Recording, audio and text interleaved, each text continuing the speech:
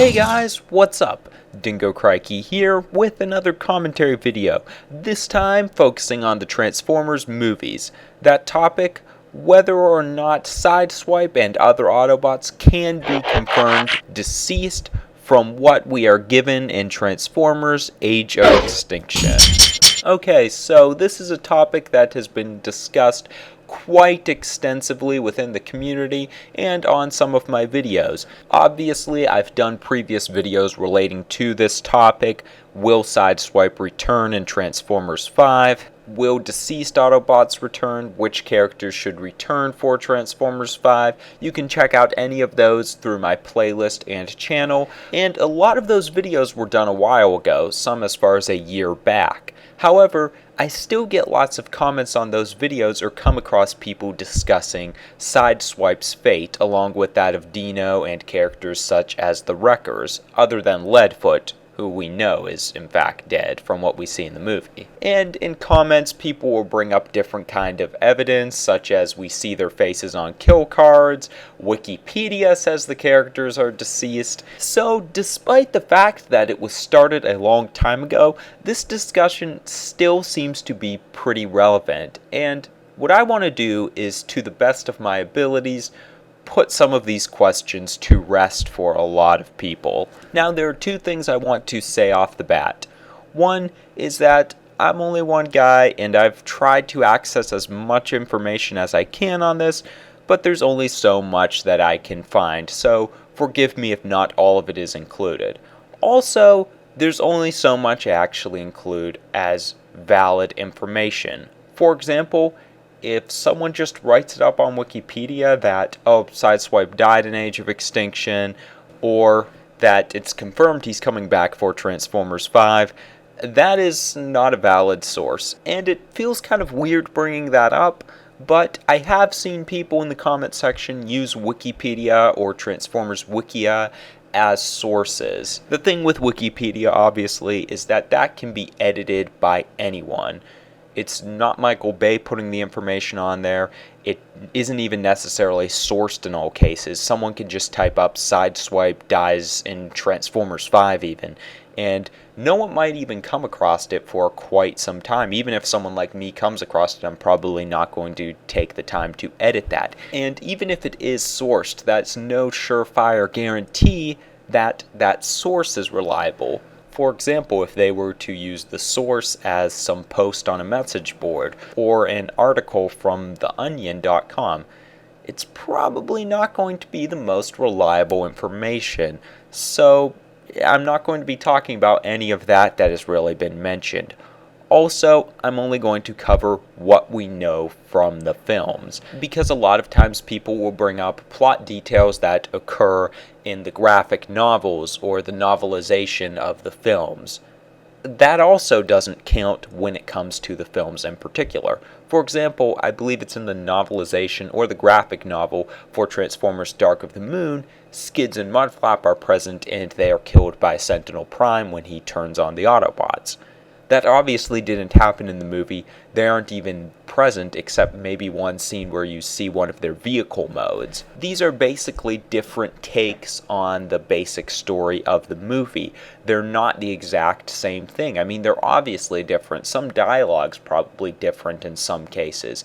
And Transformers has a history of this. If you're to look at the Transformers Armada and Energon Dreamwave comics, those were completely different from the animes. What I think we can consider official source material here is what actually comes from either the movie itself, a character quote, an image we see, or in some cases an inference. Also, we can use a direct statement by someone like Michael Bay or who has heavy influence in the making of the films. In the case of the latter, I do not believe we've had any direct statement from the film creators stating the fate of certain characters such as Sideswipe. Early on, it was stated that characters such as him and Dino would not appear in Transformers Age of Extinction because Michael Bay wanted a new cast of characters, but nothing about their fate was confirmed. So, what do we have to go off of? The film itself. So let's look at what was specifically seen and mentioned in the film, and from that try to finally make a conclusion on this matter. First off, we know pretty early into the Age of Extinction film that the humans are hunting the remaining Autobots down. However, the number of remaining Autobots left is never explicitly stated. During the beginning of the film, Attinger even addresses that less than a dozen Decepticons are left, but says nothing about the remaining Autobots. So despite the fact that the Autobots are being hunted down, and we do see ones like Ratchet and Leadfoot dying, we're given nothing here to know for sure whether Sideswipe, Dino, Roadbuster, or Topspin are actually deceased or not. The other big line of reasoning for the defense that yes, these characters are in fact dead is the fact that none of them meet up with Optimus Prime and Bumblebee. It's only Drift, Crosshairs, and Hound. And later they find Brains, of course. In the case of a character like Sideswipe, people argue that from the little bit we know about his character, this is out of his personality to not show up in response to Optimus Prime's signal, but there could be a number of reasons for this. So let's say these Autobots survived somehow. They evaded capture by the humans, maybe some humans such as Lennox still sympathized with them, helped them fake their deaths, something like that. Now they get a transmission from Optimus. Well, a number of things could happen. Maybe they're overseas, in which case they might have never even got the transmission, or they did but they have no way of either contacting him back for fear of it being tracked, or simply by the fact that very few of the Autobots that were shown in the films actually had the capacity to fly. In this case, it would be impossible for them to meet up with Optimus, no matter how loyal they were to him. There's also the possibility, especially in the case of someone like Sideswipe who did appear to be smarter, he might have thought this was a trap by the humans. Maybe they created a fake distress signal by Optimus, and perhaps they already had Optimus captured and made some threat against him so he would send out this signal, rally the Autobots, for the rest of them to be captured. And considering the circumstances of the movie, it would be very reasonable to believe the humans might be setting up some kind of trap, that this isn't a legitimate distress call by Optimus. In fact, it might actually make more sense for them to not meet up with him than what guys like Hound ended up doing. I mean, if you want to be an in-depth conspiracy theorist, you could say that maybe some of these Autobots have already met up with other groups of humans, potentially the families or military members such as Lennox, and are protecting them from the government at this point and really don't have an interest in meeting up with Optimus.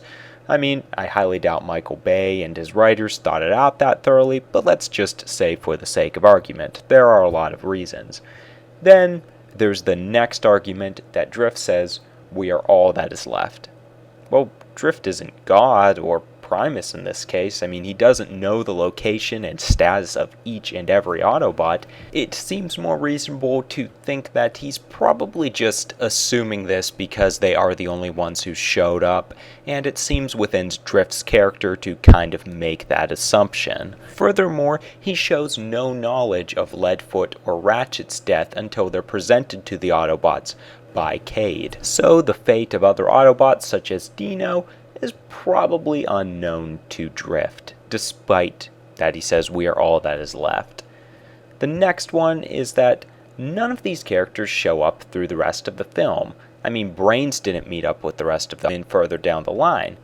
But remember Barricade? He pretty much just disappeared halfway through the first film, skipped Revenge of the Fallen, and then was in Dark of the Moon. So while a character seemingly disappears in these films due to poor directing or whatever it might be, obviously they can come back without what happened in between them really being explained. But then of course we have the visual evidence, which a lot of people would proceed to point to. But what are we really given from what's shown in the film? For example, the kill cards are often a big piece of evidence. Now, there are images around the internet where you'll see kill cards with Sideswipe's face on them, along with some of the other wreckers, and they have these characters marked as deceased. However, this is never shown in the film. Here's a screenshot of the first scene in which Attinger has thrown down the cards. We see Bumblebee still being alive, and Ironhide, Q, and what looks to be RC, all with X's marked through their faces. This doesn't really reveal much to us, as we knew all of these characters were deceased, and of course that Bumblebee is still alive. Here's a screenshot of the next scene with the kill cards. This one's a little bit harder to identify the characters on, but I've tried to do my best. On the top, we have Ironhide again. The one beneath that appears to be RC or one of the RC triplets. Then we see a card with a K marked on it, but there is no identification of the character that appears on the card.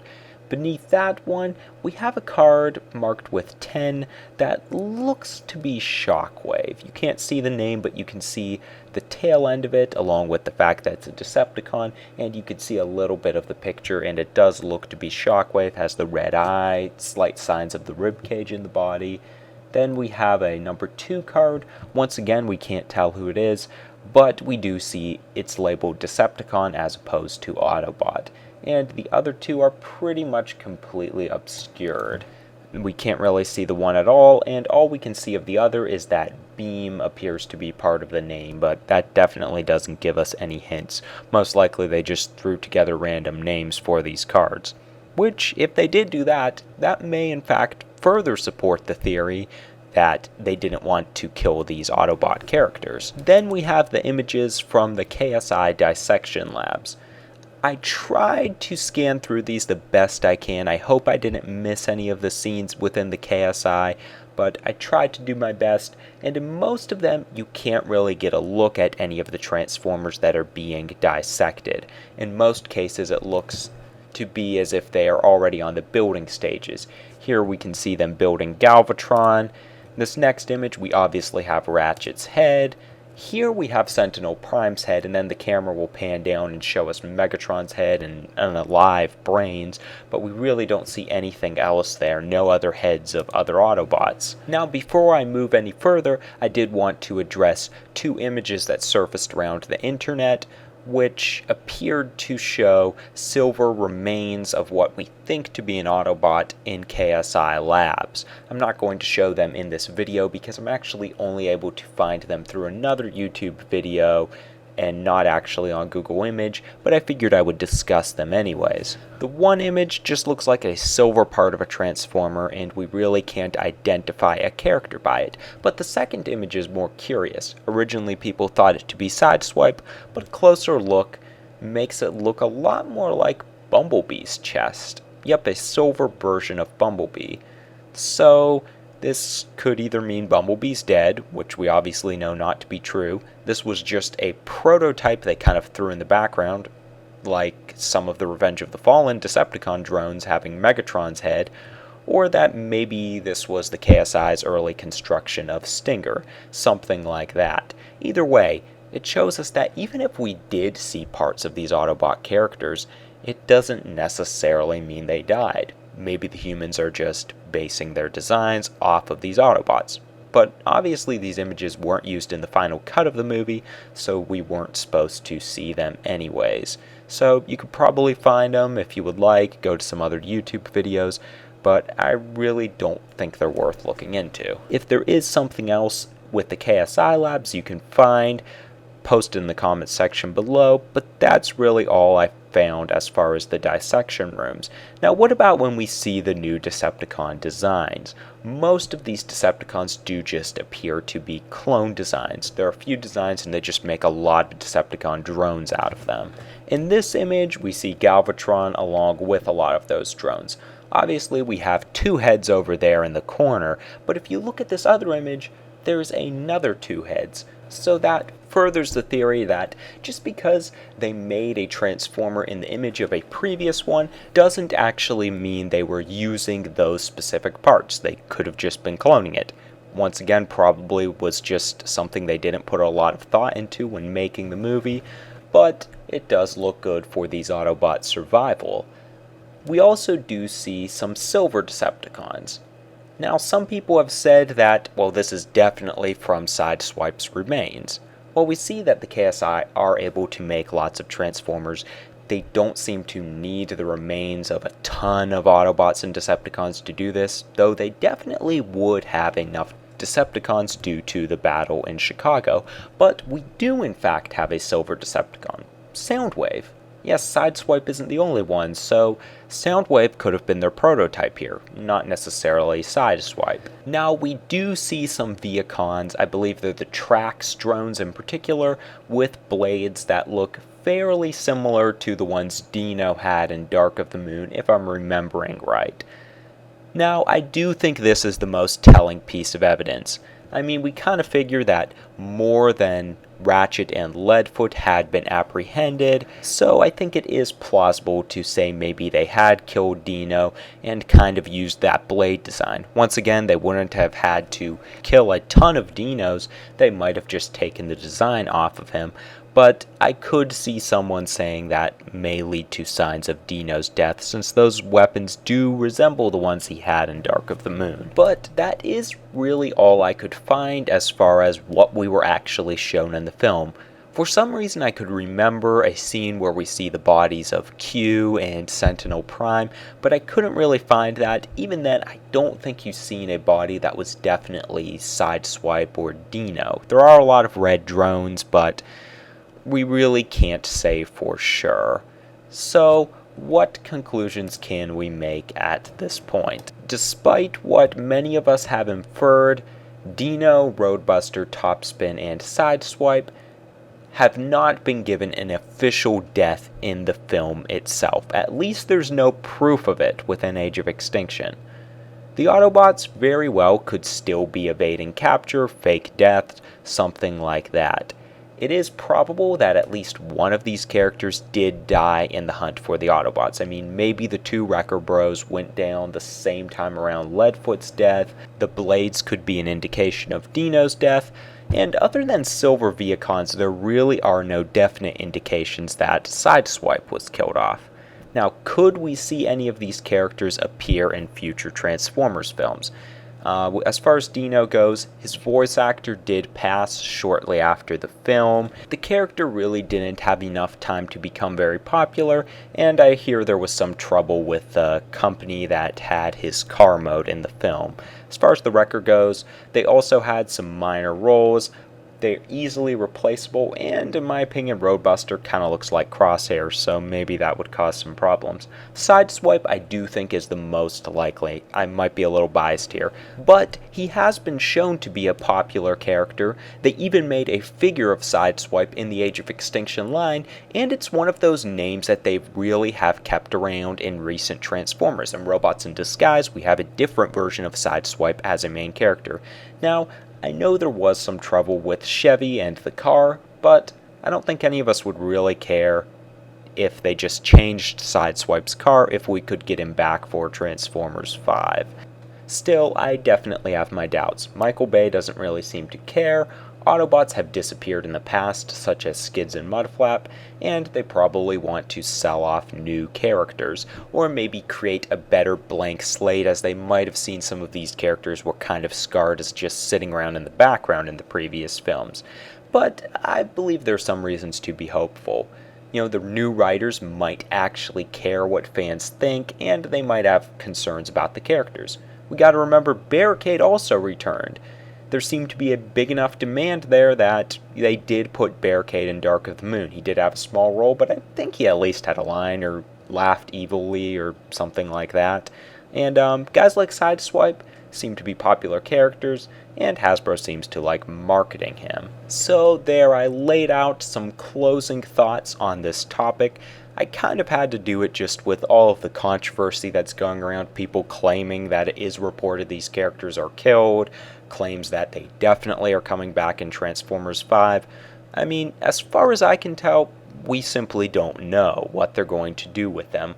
Honestly, it's probably overthinking a topic that just had to deal with Hasbro wanting to market new characters and Michael Bay not giving a crap and maybe thinking it's funny that we all care so much about guys like Sideswipe. As I mentioned earlier in the video, if you are interested in this topic, you can check out some of my previous videos where I kind of touch on it. As for now, that's all I have to say. You guys can leave your thoughts in the comment section below. Was there anything I missed in this video that you would like to include? Would you like to see any of these characters return? And what do you think are the chances of them returning now that we have new writers? And remember, Barricade did come back, and he was less significant than a guy like Sideswipe was. Along with your thoughts on this video, drop off any topic suggestions pertaining to Transformers 5, Robots in Disguise, or Combiner Wars. Occasionally we get the surprise of some TF5 news, and Combiner Wars is always giving us something to talk about. Thanks for watching, stay tuned for more Transformers news and commentary, have a good one guys, and I will see you soon.